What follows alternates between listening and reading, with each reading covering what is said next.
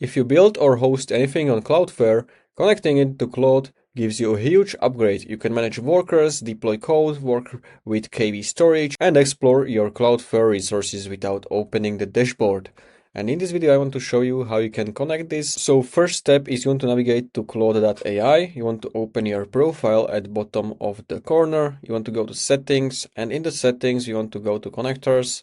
Here, click on browse connectors, and you want to search for Cloudflare. So you can see it right away, Cloudflare Developer Platform. You can build application with compute, storage, and AI. So click on it. And here you can also read all of the tools which you have access to. And to connect it, just click on connect button, and this should redirect us to Cloudflare page. And here we want to approve this access to Claude. So if you click on approve, now you want to choose your Cloudflare account, and after that, you want to select your account and click on review permissions. And here you can see all of your permissions. So you can click on authorize then. Now you should be able to see Cloudflare Developer Platform in your connectors. So you can click on configure. And here you can manage all of your permissions. So for example, you can create D1 database. You can as well delete this D1 database.